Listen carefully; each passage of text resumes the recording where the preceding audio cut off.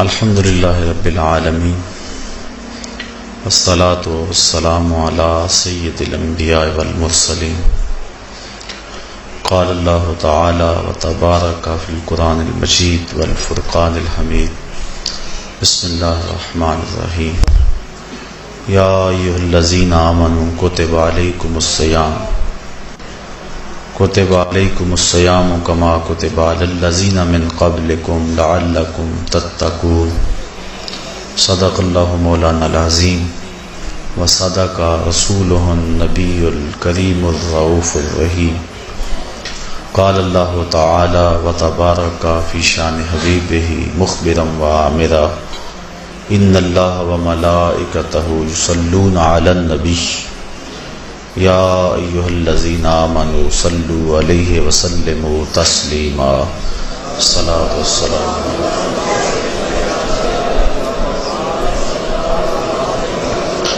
الصلاۃ والسلام علیک یا رسول اللہ وعلی آلک واصحابک یا نبی الرحمہ الصلاۃ والسلام علیک یا رسول اللہ وعلی آلک واصحابک یا محبوب رب العالمین۔ معزز محترم خواتین و حضرات، السلام علیکم ورحمۃ اللہ وبرکاتہ۔ آج کی اس نشست میں روزہ اور اس کے ثمرات کے حوالے سے کچھ گفتگو آپ کے گوش گزار کروں گا۔ اللہ تعالیٰ میری زبان پہ کلمۃ الحق جاری فرمائے۔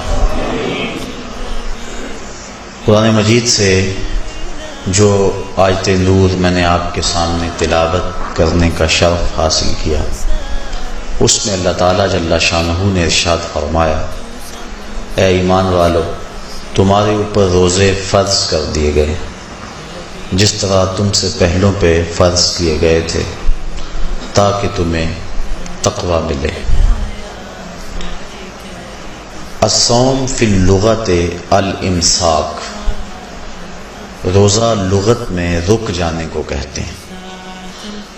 جب ہوا کے تیز جھکڑ چلتے چلتے رک جاتے تو اہل عرب کہتے سامت الریح کہ ہوا رک گئی۔ تیز دوڑتا ہوا گھوڑا جب اچانک ٹھہرتا تو وہ کہتے سام الخیل، منہ زور گھوڑا رک گیا۔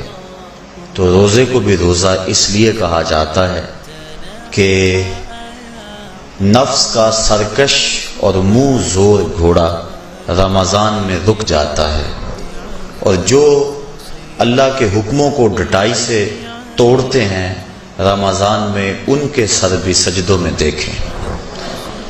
تو اس لیے صوم کو صوم کہا جاتا ہے کہ اس میں انسان گناہوں سے رک جاتا ہے۔ شریعت اسلامیہ میں طلوع فجر ثانی سے غروب آفتاب تک اکل و شرب اور جماع سے کثرت رکے رہنے کو روزہ کہا جاتا ہے۔ روزے کی تاریخ کے حوالے سے علامہ اسماعیل حقی علیہ رحمہ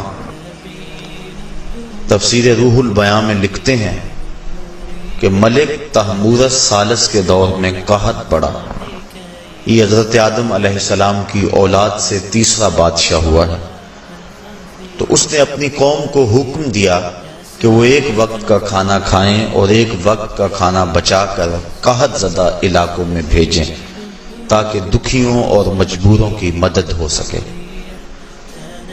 ملک تحمورث الثالث کے اس حکم کو قوم نے قبول کیا اور ایک وقت کا کھانا بچا کر کے قحط زدہ علاقوں میں بھیجا۔ اس قوم کی یہ ادا اللہ کو پسند آ گئی تو اللہ نے اس کو عبادت قرار دے دیا۔ پھر اس کے بعد ہر نبی پر روزہ فرض ہوا۔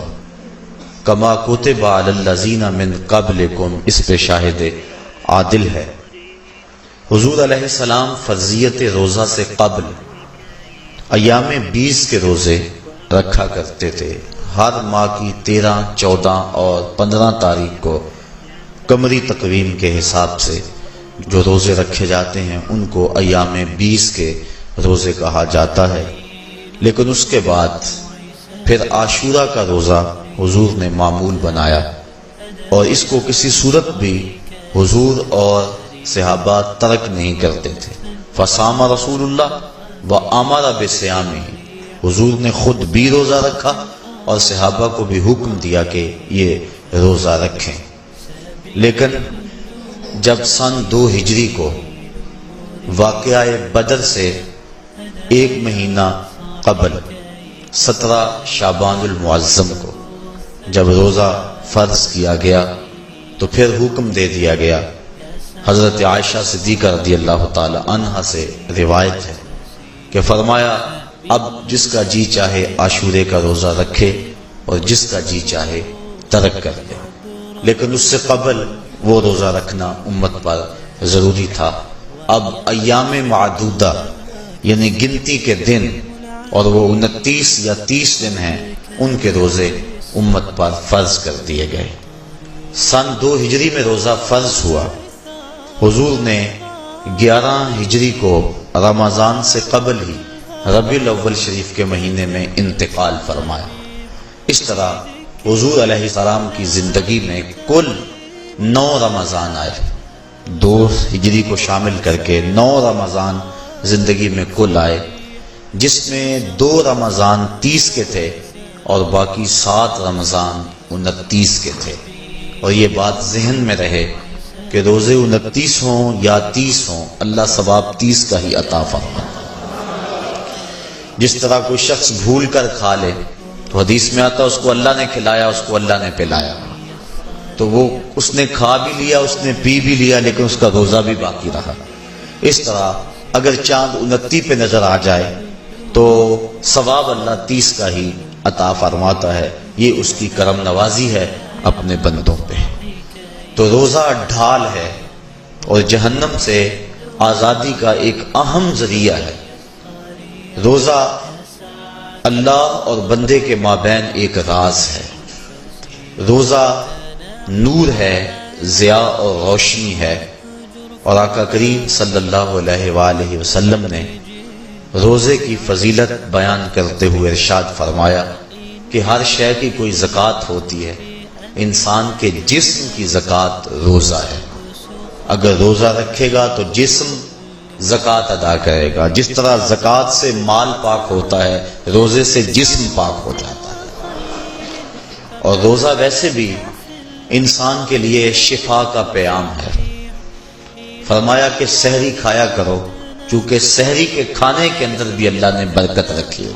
تو یہ ماہ صیام اپنے دامن میں برکتیں لے کر، رحمتیں لے کر نازل ہوتا ہے۔ اس کا پہلا حصہ رحمت، درمیانی حصہ مغفرت، اور آخری حصہ جہنم سے آزادی کا مجدہ جاں فضا ہے۔ حدیث میں آتا ہے کہ اللہ نے میری امت کو رمضان المبارک کے روزے کے حوالے سے 5 چیزیں ایسی عطا کی ہیں جو اس سے قبل کسی امت کو نصیب نہیں ہوئی۔ ایک تو یہ کہ رمضان المبارک کے اندر روزہ رکھنے والے کے معدے سے جو بو نکلتی ہے، اللہ کو وہ مشک سے زیادہ محبوب ہے۔ دوسری بات کہ جب ماہ صیام آتا ہے تو شیاطین کو جکڑ دیا جاتا ہے۔ تیسری بات کہ روزے دار جب تک روزے میں رہتا ہے، فرشتے اس کے لیے مغفرت کی دعائیں کرتے رہتے ہیں۔ اور چوتھی بات، جب ماہ صیام کی آخری رات آتی ہے تو اس کے سارے گناہوں کو بخش دیا جاتا ہے اور اس کو جہنم سے آزادی کا پروانہ مل جاتا ہے۔ بلکہ ایک صحابی نے حضور سے عرض کی کہ آقا کریم، جو یہ جہنم سے آزادی کا پروانہ مومن کو ملتا ہے تو کیا یہ لیلۃ القدر کی رات ہے؟ تو آقا کریم نے فرمایا نہیں، جب مزدور اپنی مزدوری مکمل کرتا ہے، جب اس کی دہاڑی پوری ہو جاتی ہے تو پھر اس کو اس کا مالک کچھ دیتا ہے، تو یہ جو اس کو بخشش اور مغفرت کا مجدہ جاں فضا دیا جاتا ہے، یہ اس کی مزدوری ہے، اور فرمایا کہ جو لیلۃ القدر کی برکتیں اس کو حاصل ہوتی ہیں یہ اس کے علاوہ ہیں۔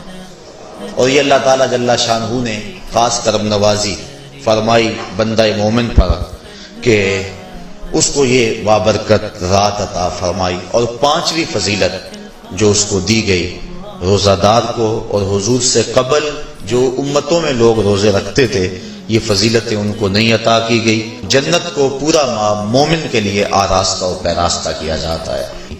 حضرت ابو ہریرہ رضی اللہ تعالی عنہ سے ایک روایت مروی ہے جس کو امام بخاری اور امام مسلم نے روایت کیا کہ آقا کریم علیہ السلام نے ارشاد فرمایا، قال اللہ عز وجل، اللہ جل شانہ ارشاد فرماتا ہے، کل عمل ابن آدم لہو، ابن آدم کا ہر عمل اسی کے لیے ہے، الا الصوم فانہ لی، ہاں مگر روزہ ہے جو وہ میرے لیے رکھتا ہے، وانا اجزی بہ، اور اس کی جزا میں اسے دوں گا، والصیام جنۃ، اور سیام روزہ ڈھال ہے، فاذا کان یوم صوم احدکم فلا یرفث ولا یسخب، فإن صابه أحد أو قاتله فليقل إني صائم إني صائم والذي نفس محمد بيده لخلوف فم الصائم أطيب عند الله من ريح المسك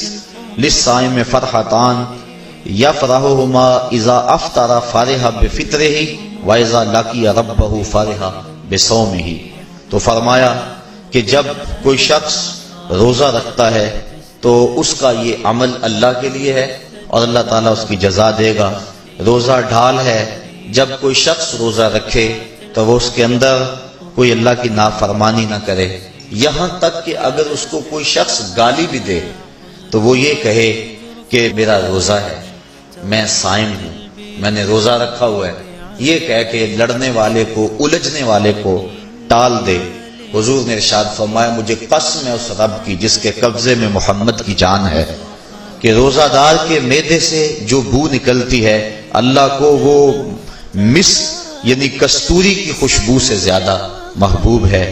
اور روزہ دار کے لیے دو خوشیاں ہیں، ایک خوشی اس کو اس وقت ملتی ہے جب وہ روزہ افطار کرتا ہے، اور دوسری خوشی اس کو اس وقت ملتی ہے جب اس روزے کے صلے میں اسے اپنے رب کا دیدار نصیب ہوگا۔ یہ بات ذہن میں رکھیں کہ اس دنیا پر سب سے بڑی دولت جو حضرت انسان کو دی گئی ہے وہ دولت ایمان ہے، اور قیامت کے دن سب سے بڑی دولت جو اہل ایمان کو دی جائے گی وہ اللہ تعالیٰ کا دیدار ہوگا۔ جنت کے حور و قصور، جنت کے محلات، جنت کی اعلی نصب نعمتیں، دنیا کی کوئی دولت اور دنیا کی کوئی نعمت جنت کی کسی نعمت کا مقابلہ نہیں کر سکتی، لیکن جنت والے جنت میں جا کر جس نعمت کو سب سے بڑا سمجھیں گے، اور وہ ہوگی بھی حقیقت میں سب سے بڑی نعمت، ایسی نعمت کہ اس نعمت کے ملنے پہ باقی ساری نعمتوں کو بھول جائیں گے، وہ یہ ہے کہ رب اپنے رخ کرم سے پردہ ہٹا دے گا اور ان کو اپنا دیدار عطا فرما دے گا۔ تو یہ سب سے بڑی دولت جو مومن کو آخرت میں نصیب ہوگی یہ روزے کے صلے میں نصیب ہوگی، یہ روزے کا وہ ثمر ہے، یہ روزے کا وہ پھل ہے جو اللہ اہل ایمان کو قیامت کے دن عطا فرمائے گا۔ عجزی بہی کا معنی ہے کہ اس کی میں جزا دوں گا۔ ایک روایت میں آتا ہے کہ جو اعمال ہیں وہ 7 طرح کے ہیں۔ 2 اعمال ایسے ہیں کہ جو واجب کرتے ہیں، 2 اعمال ایسے ہیں کہ جن کی جزا ان کی مثل ہے، اور ایک عمل ایسا ہے کہ جس کی جزا 10 گنا ہے، اور ایک عمل ایسا ہے کہ جس کی جزا 700 گنا ہے، اور ایک عمل ایسا ہے جس کی جزا بے حساب ہے۔ فرمایا کہ وہ 2 عمل جو واجب کرتے ہیں وہ یہ کہ اگر کسی شخص نے اللہ کی عبادت کی اور اس کے ساتھ کسی کو شریک نہ ٹھہرایا تو وہ جنت کو یہ اعمال واجب کر دیتے ہیں، یعنی اس کو جنت کا ملنا لازم ہے، ضروری ہے، واجب ہے اس کے لیے۔ اور دوسرا وہ شخص جس نے اپنے رب کے حکموں کو توڑا یہاں تک کہ اس کے ساتھ کسی کو شریک ٹھہرایا، اس کے اوپر جہنم واجب ہے۔ اور 2 وہ عمل جن کی جزا ان کی مثل ملے گی، ایک وہ گناہ جو اس نے کیا تو اس کی سزا اس کی مثل دی جائے گی، اور دوسری وہ نیکی جو اس نے کی نہیں ہے لیکن اس کا عزم کیا تھا تو اس کو بھی ایک نیکی کا ثواب دے دیا جائے۔ ایک عمل وہ ہے جس کے بدلے کے اندر 10 گنا اس کو اجر دیا جاتا ہے، اور فرمایا اس سے اس کے نیک اعمال مراد ہیں، اور فرمایا کہ جو اس کا چھٹا عمل ہے وہ ایسا ہے جس کے بدلے کے اندر اس کو 700 گنا اجر دیا جاتا ہے، اور وہ راہ خدا میں اس کا صدقہ کرنا ہے۔ اور فرمایا ایک عمل ایسا ہے جس کی جزا کا دنیا پر کوئی حساب ہی نہیں ہے، اور وہ بندے کا اللہ کے حضور اپنے روزے کے ساتھ پیش ہونا ہے۔ تو روزہ ایک ایسا عمل ہے کہ جس کی جزا کا کوئی حساب ہی نہیں ہے، تو یہ اللہ کے علم میں ہے کہ وہ اپنے بندے کو کتنی اس کی جزا اور کتنا اس کا صلہ عطا فرما دیتا ہے۔ تو یہ اجر ہے نیکی کا۔ اور آقا کریم علیہ السلام نے ارشاد فرمایا روزہ ڈھال ہے اور جہنم سے بچنے کا ایک مضبوط قلعہ ہے۔ روزے کے من جملہ ثمرات میں سے ایک ثمرہ مرتبہ احسان کا حاصل ہونا۔ مرتبہ احسان کیا ہے؟ اس پہ حدیث جبریل میں آپ کے سامنے رکھنا چاہوں گا، جس کو امام بخاری نے اور دیگر ائمہ احادیث نے ذکر کیا ہے۔ مسجد نبوی کا ماحول تھا، مدینہ شریف کی فضائیں تھیں، صحابہ حضور کی صحبت میں جلوہ فراز تھے، نور بٹ رہا تھا، اجالے اتر رہے تھے، صحابہ کے من روشنی سے مالا مال تھے کہ حضرت عمر فاروق رضی اللہ تعالی عنہ فرماتے ہیں کہ ایک شخص آیا جس کی گھنی سیاہ داڑھی تھی اور اس کا سفید لباس تھا، ہم میں سے اسے کوئی جانتا بھی نہیں تھا، لیکن اپنے وجود کی تر و تازگی کی وجہ سے وہ مسافر بھی دکھائی نہیں دیتا تھا۔ چونکہ مسافر ہوتا تو آثار سفر اس کے بدن سے ظاہر ہوتے، لگتا تھا جس طرح یہی کسی گلی سے نکل کے آیا ہے، لیکن چونکہ وہ وہاں کا رہنے والا نہیں تھا، ہم میں سے اسے کوئی پہچانتا بھی نہیں تھا۔ اب وہ حضور کی خدمت میں آیا، فَأَسْنَدَ رُكْبَتَيْهِ إِلَىٰ رُكْبَتَيْهِ، اور اپنے گھٹنوں کو جوڑ کر حضور کے گھٹنوں کے ساتھ ملا کر بیٹھ گیا، اور حضور علیہ السلام سے عرض کرتا ہے کہ حضور مجھے خبر دیجئے کہ ایمان کیا ہے۔ حضور نے ارشاد فرمایا ایمان یہ ہے کہ تو اللہ پر ایمان لائے، اس کے رسول پر ایمان لائے، پچھلی کتابوں پہ ایمان لائے، اچھی بری تقدیر پہ ایمان لائے، فرشتوں پہ ایمان لائے، بتایا حضور نے۔ تو اس نے کہا صدقتا، آپ نے سچ کہا۔ کہتے ہیں ہمیں بڑا تعجب ہوا کہ خود ہی سوال کرتا ہے اور خود ہی تائید کر دیتا ہے۔ پھر کہنے لگا اسلام کیا ہے؟ تو حضور علیہ السلام نے فرمایا اسلام یہ ہے کہ تو نماز پڑھے، روزہ رکھے، حج کرے، زکوٰۃ ادا کرے، اراکین اسلام اس کو بیان کیے۔ کہنے لگا آپ نے سچ کہا۔ کہتے ہمیں پھر تعجب ہوا کہ خود ہی ایک بات کہہ رہا ہے اور خود ہی پھر اس کی تصدیق کر رہا ہے۔ کہتے پھر وہ پوچھتا ہے مل احسان، حضور احسان کیا ہے؟ تو حضور علیہ السلام نے جواباً فرمایا ان تعبد ربک کأنک تراہ، احسان یہ ہے کہ تو اللہ کی عبادت اس طرح کرے کہ گویا تو اسے دیکھ رہا ہے، اور اگر یہ کیفیت تجھے نصیب نہیں ہوتی تو کم از کم یہ کیفیت نصیب ہو جائے کہ وہ تجھے دیکھ رہا ہے۔ تو وہ کہنے لگا ہاں آپ نے سچ کہا۔ پھر اس کے بعد اس نے قیامت کی کچھ نشانیوں کے بارے میں سوال کیا، تو حضور علیہ السلام نے جواب مرحمت فرمائے۔ جب وہ شخص اٹھ کے چلا گیا تو حضور نے فرمایا عمر جانتے تھے یہ شخص کون ہے؟ کہا اللہ و رسولہ عالم، اللہ اس کا رسول خوب جانتا ہے۔ فرمایا ھذا جبریل، یہ جبریل امین تھا اور تمہیں تمہارا سکھانے کے لیے آیا تھا۔ جبریل نے جب امت کو دین سکھایا تو سب سے پہلے یہ بات سکھائی کہ حضور کی چوکھٹ میں بیٹھنے کا ادب کیا ہے۔ دونوں گھٹنے بچھا کر وہ اس طرح حضور کی چوکھٹ میں ادب کے ساتھ بیٹھا، اور اس کے بعد حضور سے اس نے سوالات کیے۔ تو فرمایا یہ جبریل امین تھے جو تمہیں تمہارا دین سکھانے کے لیے آئے تھے۔ تو جبریل امین نے جو دین سکھایا، جو چیزیں پوچھی، وہ 3 چیزیں تھی: ایمان کیا ہے، اسلام کیا ہے، اور احسان کیا ہے۔ تو احسان تیسری چیز ہے جس کو ہم اپنی زبان کے اندر تصوف کہتے ہیں، جس کو ہم طریقت کا نام دیتے ہیں۔ تو اس کو درجہ احسان یا مرتبہ احسان کہا جاتا ہے، اور یہ دین کی روح ہے۔ جو لوگ طریقت کا انکار کرتے ہیں وہ دین کی روح کا انکار کرتے ہیں۔ تو حضور علیہ السلام نے جو طریقت بیان فرمائی وہ یہ تھی کہ اللہ کی عبادت تو اس طرح کرے کہ جس طرح تو اسے دیکھتا ہے۔ اگر یہ کیفیت مل جائے تو سبحان اللہ، لیکن اگر یہ کیفیت نہیں ملی تو کم از کم یہ کیفیت تو ملے کہ وہ مجھے دیکھ رہا ہے۔ اور اگر یہ کیفیت بھی مل جائے کہ وہ مجھے دیکھ رہا ہے تو بتائیے کہ پھر انسان کی زندگی میں کتنا سرور آ جائے گا کہ جب وہ نماز کے لیے کھڑا ہو تو اس تصور میں ڈوب جائے کہ میرا مالک تو مجھے دیکھ رہا ہے۔ تو پھر نماز کا کتنا سرور آ جائے گا اس کو۔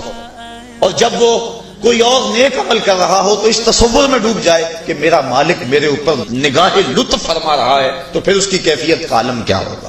تو پہلی کیفیت کہ تو اسے دیکھ رہا ہے۔ حضرت علی المرتضیٰ رضی اللہ تعالی عنہ سے کسی نے پوچھا جس رب کی عبادت کرتے ہو کیا اس کو کبھی دیکھا بھی ہے؟ تو حضرت علی المرتضیٰ نے جواباً کہا لم اعبد ربا لم اراہ۔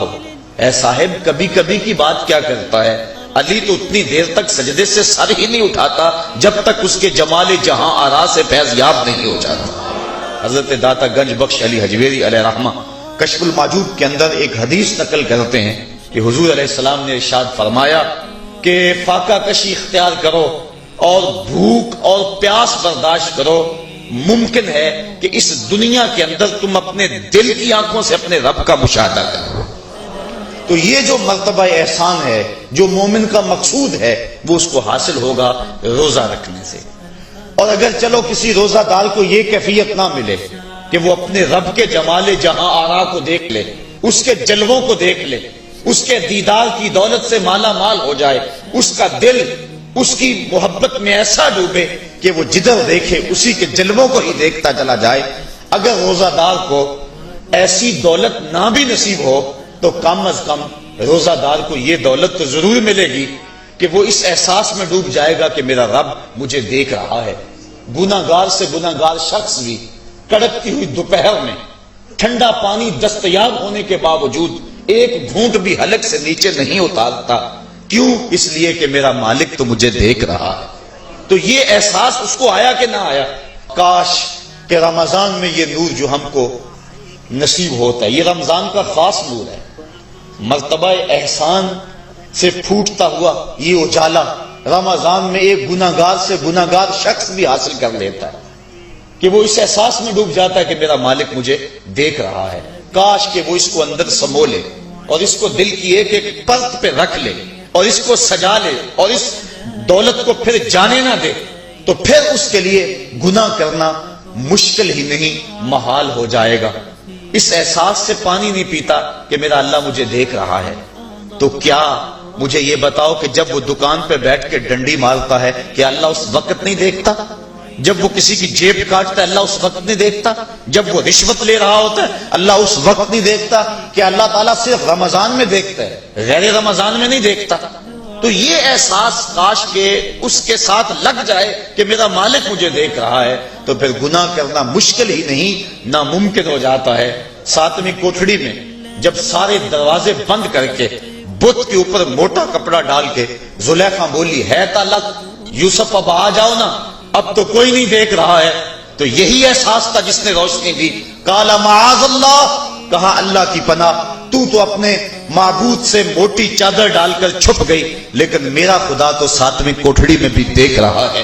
پھر اتنی روشنی برسی، اتنے اجالے اترے کہ گناہ کیا، گناہ کا تصور بھی محال ہو گیا۔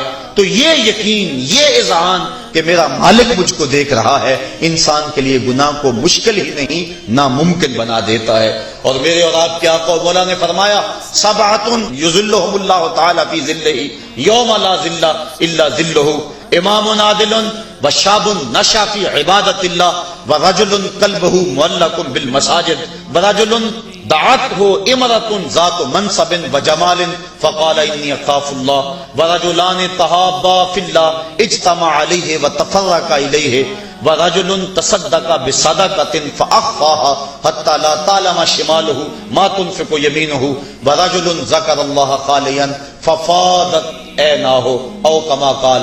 حضور ارشاد فرماتے ہیں کل قیامت کے دن جب کوئی سایہ نہیں ہوگا، 7 اشخاص ایسے ہیں اللہ تعالیٰ جنہیں اپنے عرش کا ٹھنڈا سایہ نصیب فرمائے گا. حدیث طویل ہے اور مجھے وقت کے گزرنے کا شدت سے احساس ہے، میں اپنا مقصود آپ کے سامنے رکھوں گا. چوتھا شخص وہ وَرَجُلٌ دَعَتْهُ امرأة ذات منصب وجمال فقال انی اخاف اللہ. چوتھا وہ شخص جس کو کسی عورت نے دعوت گناہ دی، اور وہ عورت کوئی معمولی عورت نہیں تھی، ذات منصب و جمال. ایک روایت میں ذات حسب و جمال، یعنی منصب اور جمال کی مالکہ تھی، یا حسب و نسب اور جمال کی مالکہ تھی، اور اس نے نوجوان کو دعوت گناہ دی.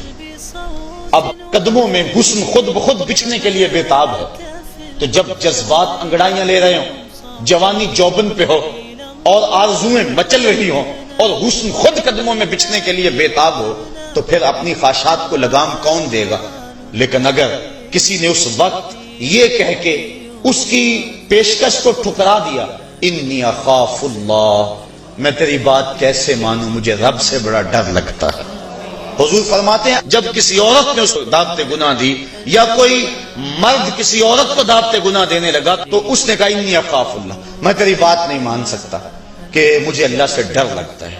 حضور فرماتے ہیں کل قیامت کے دن جب سورج صبح نیل پہ ہوگا اور زمین تانبے کی ہوگی، لوگ پسینے میں شرابور ہوں گے، اللہ پورے قہر و غضب اور جلال میں ہوگا، لوگ برہنہ اٹھائے جائیں گے، پسینے سے شرابور ہوں گے، ندامت ان کے چہرے پہ چڑھی ہوئی ہوگی. لیکن 7 اشخاص میں سے ایک شخص یہ ہے کہ قیامت کے دن جب کوئی سایہ نہیں ہوگا، اللہ اسے اپنے عرش کا ٹھنڈا سایہ نصیب فرما دے گا. کہ جس نے برائی کو یہ کہہ کے ٹھکرا دیا کہ میرا رب مجھے دیکھ رہا ہے اور میں اس سے خوف کھاتا ہوں. امام یافعی نے روض الریاحین کے اندر یہ واقعہ لکھا ہے کہ ایک نوجوان کپڑے کی دکان پہ کام کرتا تھا. ایک عورت آئی، اس کا اس جوان پہ دل آ گیا، اس نے کپڑا ضرورت سے زیادہ خرید لیا اور مال کے دکان سے کہنے لگی جوان کو میرے ساتھ بھیج دو، میری گٹھڑی بھاری ہے، گھر چھوڑ آئے. مال کے دکان اس کی نیت سے آگاہ نہ ہو سکا، اس نے نوجوان کو ساتھ بھیج دیا. جب وہ اس کو گھر لے گئی، اندر داخل کر کے دروازہ بند کر لیا اور دعوت گناہ دینے لگی. اس نوجوان نے کہا انی اخاف اللہ، میں اللہ سے ڈرتا ہوں. لیکن وہ ڈرتا تھا، وہ تو نہیں ڈرتی تھی. اس نے ہر قسم کا ڈورا پھینکا، ہر جتن کیا، ہر ہیلا آزمایا، لیکن وہ نوجوان قابو نہ چڑھا. چونکہ وہ صرف حسین ہی نہیں، اللہ کا ولی بھی تھا. صرف اس کا چہرہ ہی روشن نہیں تھا، اس کے من میں بھی اجالے تھے. اور اس نے بڑی کوشش کی، لیکن نور کو رسیوں میں جکڑا تو نہیں جا سکتا. خیر، اس نوجوان کے دل میں آیا کہ یہ شیطان کا خطرناک روپ ہے، کہیں ایسا نہ ہو کہ میں اس کے پنجے میں پھنس جاؤں. اس نے ایک بہانہ کیا اور باتھ روم میں چلا گیا. جو پخانہ کیا اس کو اپنے بدن پہ مل لیا اور اسی حالت میں باہر آ گیا. جب اس عورت نے دیکھا اس کا نشہ حرن ہو گیا، دروازہ کھول دیا. اس نے کہا یہ تو کوئی مجنون ہے، یہ تو کوئی پاگل ہے. اس نے دل ہی دل میں اللہ کا شکر ادا کیا کہ میرا بدن گندا ہو گیا، میرا من تو ستھرا رہا. کائنات کا سب سے حسین چہرہ وہ ہے جو جنسی کالک سے محفوظ ہو. تو وہ باہر گیا اور باہر ایک چشمہ ابل رہا تھا، وہاں جا کے اس نے غسل کیا. امام یافعی لکھتے ہیں جب تک وہ زندہ رہا اس کے جسم سے مشک و عنبر کی خوشبو آیا کرتی تھی، اور جب وہ مر گیا لوگوں نے اس کو دفن کر دیا، یہ خوشبو اس کی قبر کی مٹی سے بھی آیا کرتی تھی. تو جو اللہ سے ڈرا کہ میرا مالک مجھے دیکھ رہا ہے، تو اللہ تعالیٰ اس کی کیسی ناز برداریاں فرماتا ہے، اس کے اوپر کتنے کرم اس کے اترتے ہیں.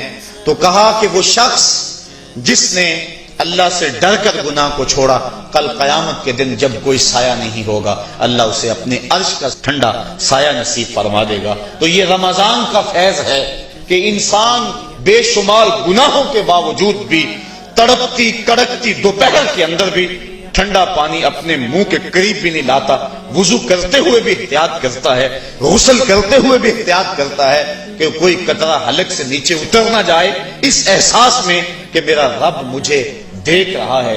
یار روزے کا اور کیا ثمرہ چاہیے کہ وہ جو دولت صوفیاء نے زندگیاں کھپا دی، جس دولت کو حاصل کرنے کے لیے، مرتبہ احسان کو پانے کے لیے روزے دار نے سحری کھائی، ابھی جو ہے وہ سحری کا وقت ختم ہوا تھا کہ یہ احساس اس کے ساتھ لگ گیا، اور وہ تنہائی کے اندر بھی اللہ سے ڈرتا ہے اور کھانے پینے سے باز رہتا ہے، اس تصور کے ساتھ کہ میرا مالک مجھے دیکھ رہا ہے۔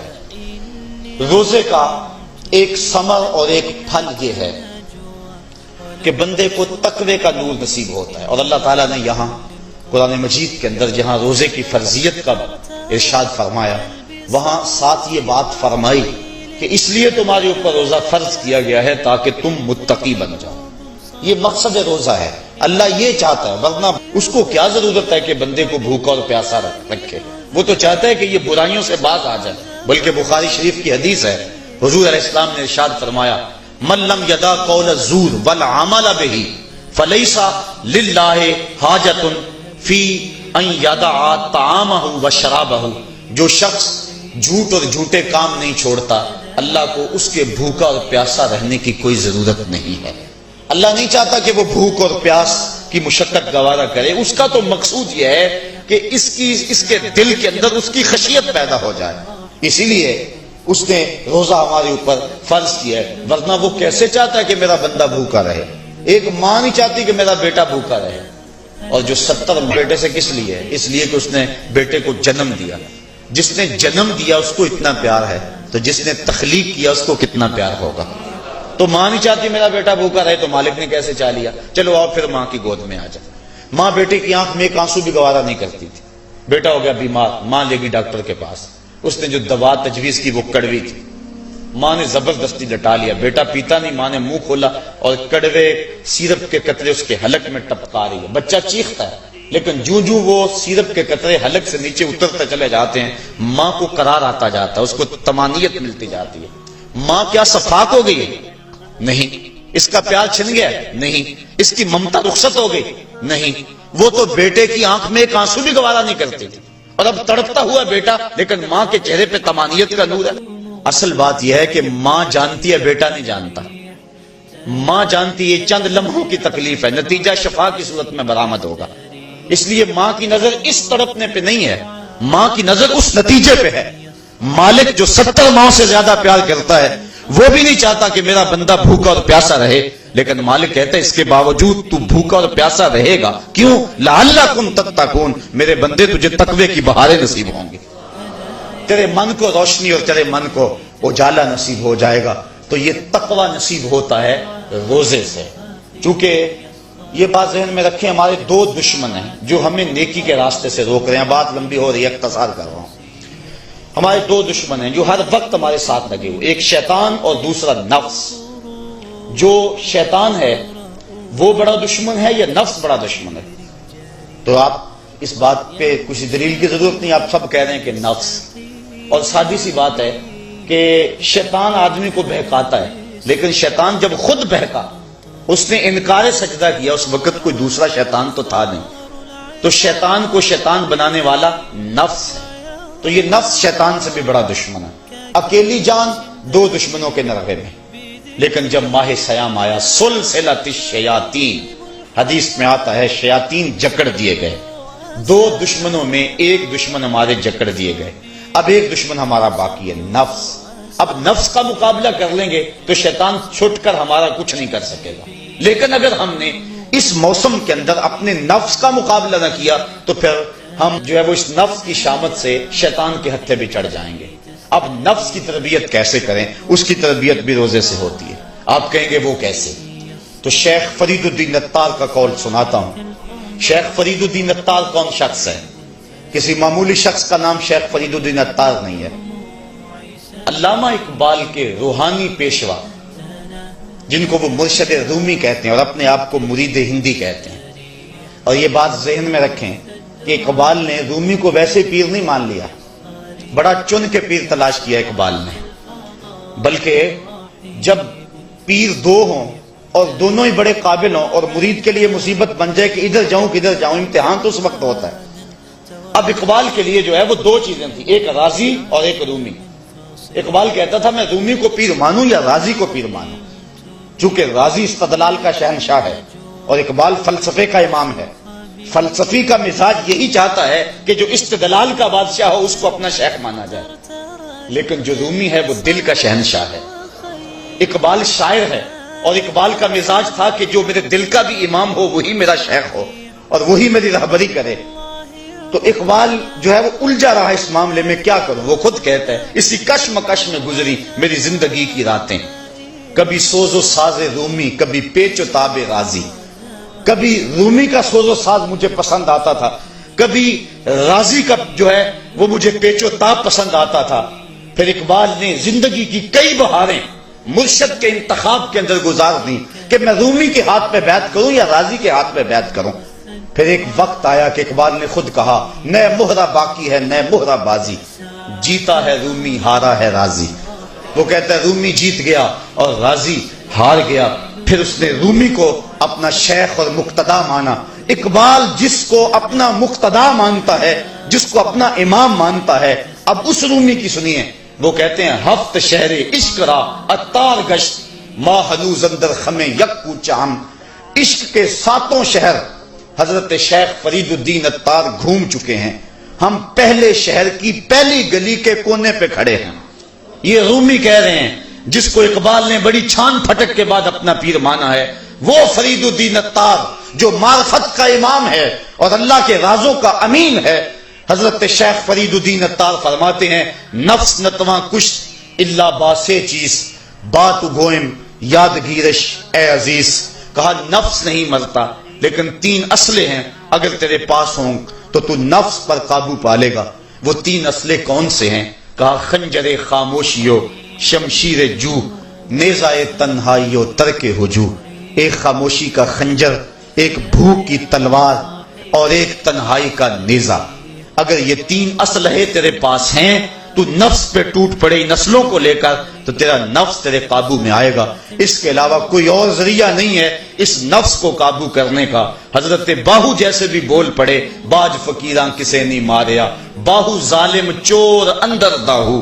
یہ جو اندر کا چور ہے اس کو پکڑ لینا اور اس کو قابو میں کر لینا اور اپنے دل کی حفاظت کر لینا، یہی بڑی دولت ہے۔ فرماتے ہیں کہ 3 اسلحے ہیں، ایک خاموشی کا خنجر اور ایک بھوک کی تلوار اور تیسرا تنہائی کا نیزہ۔ کہ ان 3 اسلحوں سے اگر تم قابو پانا چاہو تو پا سکتے ہو، اس کے علاوہ کوئی اور اسلحہ نہیں ہے جو تمہارے نفس کو تمہارے قابو میں لے آئے۔ تو پھر بھوک کی تلوار ایسا اسلحہ ہے جو نفس کا سر کاٹ دیتی ہے۔ اور میرے اور آپ کے آقا و مولا قلب و دل و نگاہ کے مرشد اولین حضور نبی رحمت صلی اللہ علیہ وسلم نے فرمایا یا معاشر الشباب من یستطع منکم الباء فلیتزوج فإنه اغض للبصر واحسن للفرج فمن لم یستطع فعلیہ بالصوم فإنه له وجاء۔ اے جوانوں کے گروہ، تم میں سے اگر کوئی شخص نکاح کی طاقت رکھتا ہے تو وہ نکاح کر لے، یہ نظر اور شرمگاہ کا محافظ ہے۔ اور اگر تم میں سے کوئی نکاح کرنے کی فی الحال طاقت نہیں رکھتا تو وہ روزے رکھے، روزے شہوات کو توڑتے ہیں۔ تو نفس کی تہذیب بھوک سے ہوتی ہے اور بھوک ایک ایسا اسلحہ ہے کہ جس سے ہم اپنے نفس کو قابو میں لا سکتے ہیں۔ حضرت نظام الدین اولیاء علیہ رحمہ جو تصوف کے سرخیل اور امام ہیں، آپ فرماتے ہیں کہ آدھی فقیری روزہ ہے اور آدھی فقیری باقی سب کچھ ہے۔ تو روزہ اگر نصیب ہو گیا تو پھر مالک کا قرب مل گیا، اور یہ تقوی کا نور ہمیں روزے سے حاصل ہوگا۔ روزے کے ثمرات تو بہت سارے، لیکن وقت کی سمٹتی ہوئی عقائیاں مجھے ملحوظ